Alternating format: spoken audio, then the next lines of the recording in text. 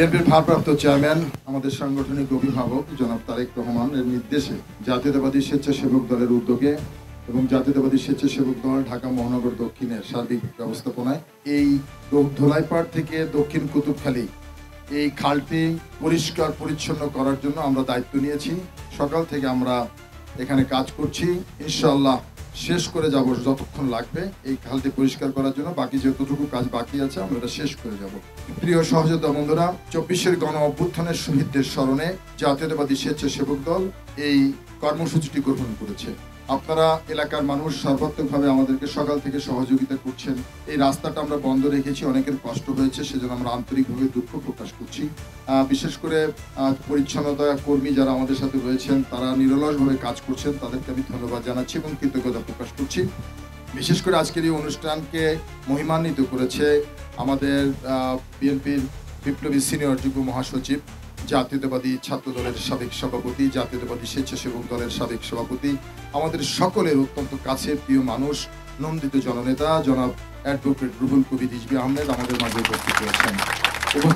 জাতীয়তাবাদী স্বেচ্ছাসেবক দলের বিপ্লবী সাবেক সাধারণ সম্পাদক, বিএনপির জাতীয় নির্বাহী কমিটির স্বেচ্ছাসেবক বিষয়ের সম্পাদক, আরেকজন আমাদের রাজপথের সহযোদ্ধা ভাই, বড় ভাই, আমাদের অত্যন্ত কাছের প্রিয় ভাই, নন্দিত জননেতা জনাব মীর শরাফত আলী সবু।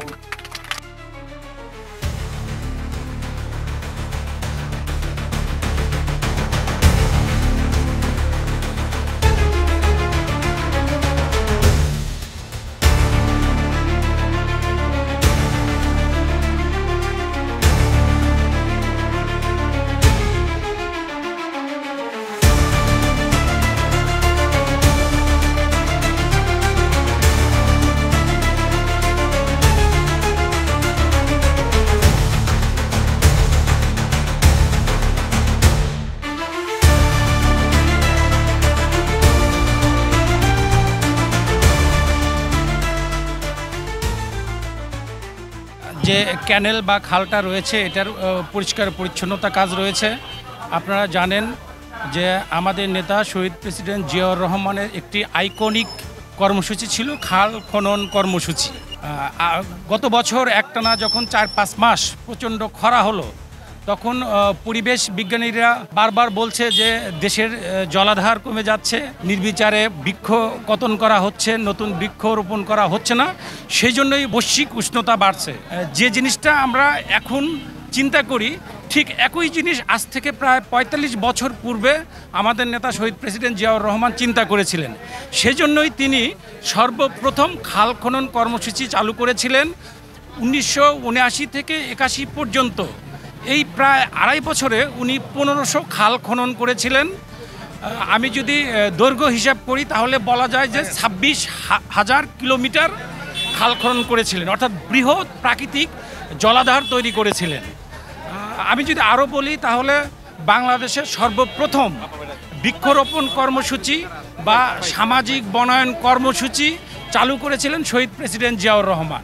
অর্থাৎ উনি আজ থেকে ৪৫ বছর পূর্বেই বৈশ্বিক উষ্ণতা বা ক্লাইমেট চেঞ্জের যে চ্যালেঞ্জ রয়েছে সেইগুলো বুঝতে পেরেছিলেন। সেজন্যই বলা হয় খাল খনন কর্মসূচি বা বৃক্ষরোপণ কর্মসূচি শহীদ প্রেসিডেন্ট জিয়াউর রহমানের একটি যুগান্তকারী কর্মসূচি।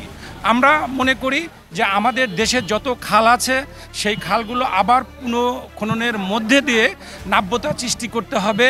যে খাল বা ক্যানেলগুলো রয়েছে যেগুলা পলিথিন বা বিভিন্ন ময়লা আবর্জনায় বন্ধ হয়ে গিয়েছে, সেই ক্যানেল বা খালগুলো পরিষ্কার করে পানির স্বাভাবিক প্রবাহ তৈরি করতে হবে। এতে করে একদিকে যেমন বন্যা বা অতিবৃষ্টির কবল থেকে আমাদের শহরকে রক্ষা করা যায়, অন্যদিকে পরিবেশেরও ভারসাম্য রক্ষা হয়। সেজন্যই আমরা এবার জুলাই আগস্টের বিএনপির যে কেন্দ্রীয় কর্মসূচি, সেই কর্মসূচিতে প্রত্যেক অঙ্গ সংগঠনকে বিভিন্ন কাজ ভাগ করে দিয়েছে। আমরা যেহেতু স্বেচ্ছাসেবক দল, স্বেচ্ছাশ্রমের ভিত্তিতে গড়ে ওঠা একটি দল, আমাদের কাজ পড়েছে যে ঢাকা মহানগর উত্তর এবং দক্ষিণের যে কোনো 2টা ক্যানেল পরিষ্কার করে পানির স্বাভাবিক প্রবাহকে ঠিক রাখা।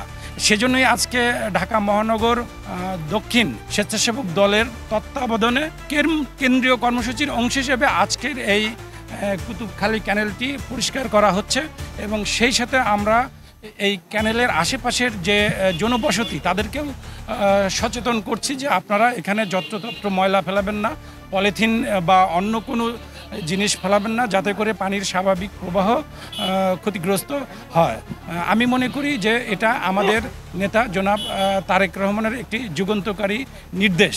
আমরা যে কোনো মুহূর্তে, যে কোনো সময়, যে কোনো ক্রান্তি লগ্নে দেশের মানুষের পাশে থাকি, এই জাতির পাশে থাকব, বাংলাদেশের পক্ষে কাজ করে যাব। এটাই আমাদের আজকের এই কর্মসূচির প্রত্যাশা।